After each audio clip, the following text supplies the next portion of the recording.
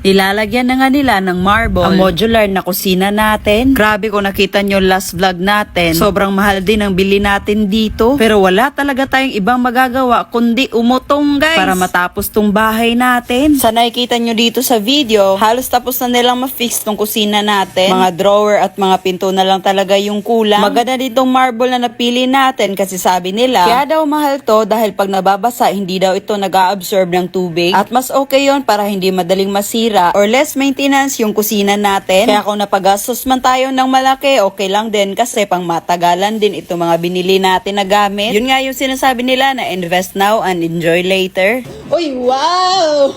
Wow! Andito na naman. Meron ng ano yan, marble. Oh, marble. Naikabit na yung marble sa ating Lutuan. Tabletop. Oh, diba? Nasa shock na lang kami dito sa mga nangyayari ba? Kasi dami din kaming inaasikaso eh. Oo. At yan, malapit na ngang ma-fix tong modular natin dito sa kitchen. No, May, excited ka na magluto dito, May? Konting stress na lang. Konting stress na lang. Tapos na din yung bahay natin. Ayun.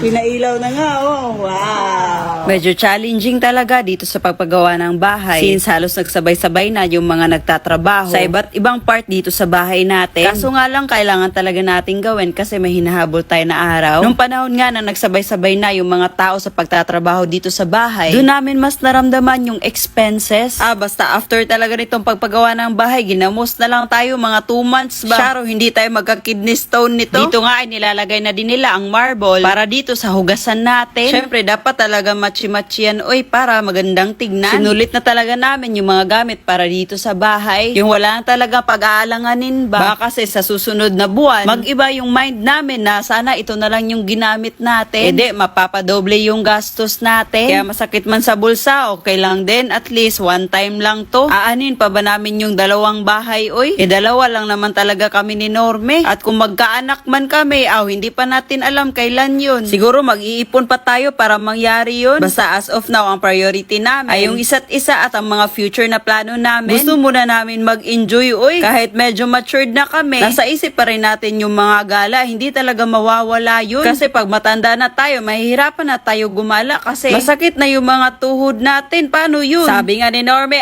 matapos lang talaga tong bahay, gagala talaga ako. As of now kasi na malapit na siyang matapos ay hindi na talaga siyang pwedeng iwan-iwan lang. May nakapagtanong nga sa comment section kung bakit itong kulay na to ang napili natin sa modular. Yung color na theme kasi natin dito sa bahay ay parang may kahoy na modern. At sa tingin namin, ito yung pinakabagay para sa amin, sa bahay namin at sa personality namin. Ito nga pala ang perspective natin dito sa kusina natin. Sobrang ganda, di ba? Kaya naman sobrang excited din kami na matapos to dito at makapagluto-luto na tayo. Kasi as of now, medyo makalat pa talaga siyang tignan, pero for sure naman, pag na-finalize na to at nalinisan na, sobrang ganda na nitong tignan. Lalo na pag nalagay na natin yung mga appliances natin para dito sa kusina. Kayo, excited na din ba kayo? Comment naman.